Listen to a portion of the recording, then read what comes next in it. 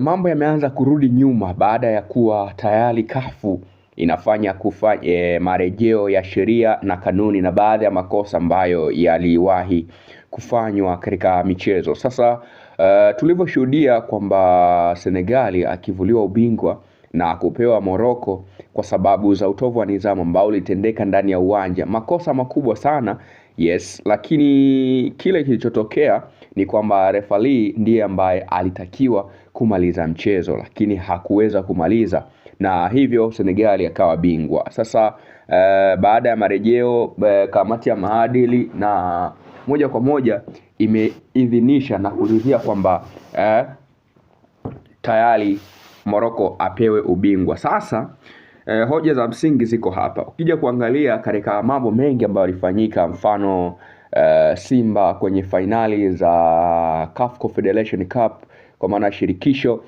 kuna vurugu Simba alifanyiwa na kuna figisu ambazo Simba alifanyiwa chini ya mfadhili wa RS Berkane ambaye alikuwa ni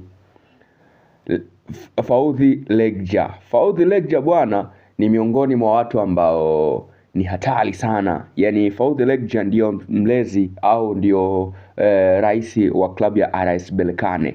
Sasa Fauzi Lekjaa kuna video ilionekana akiwa amemshikana mkono na referee katika mechi au katika finali ile ya Simba dhidi ya RS Berkane, na wakati ule anaonekana ameshikana mkono.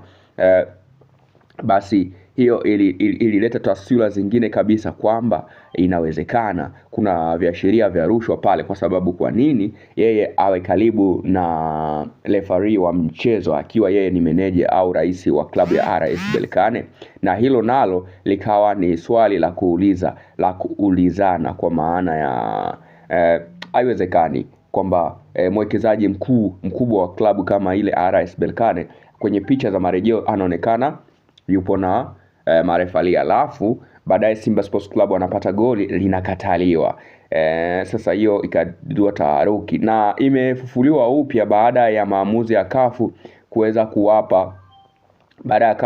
kuwaadhibu Senegali kwenye maamuzi ya taji, kuwapa taji mara pili Morocco, na kuonekana kwamba ulikuwa ni utovu wa nidhamu. Yes, ikumbuke kamati ya maadili, muamuzi wa mwisho ni raia kutoka Senegali na ndiye ambaye aliwaua hao Senegali. So I think this is corruption, sijui, lakini kutokana na kauli ya Sadio Mane anasema hii ndio corruption, ni rushwa ambayo inatendeka. Mpira wetu unaelekea wapi? Sielewi, sifahamu, lakini moja kwa moja na Simba wanapaswa kupewa stake zao kwa sababu tayari wana kila vigezo ambavyo vilitokea katika mechi ile. Tukumbuke kuna finali ilipigwa kati ya Wydad Casablanca na Esperance Deportivo de Tunis, ambapo nakumbuka ubingwa aliwahi kupewa Esperance Deportivo de Tunis kwenye finali zile. Mwisho wa siku akanyang'anywa akapewa Wydad Casablanca. So haya ndiyo madudu ambayo yanaendelea kuonekana katika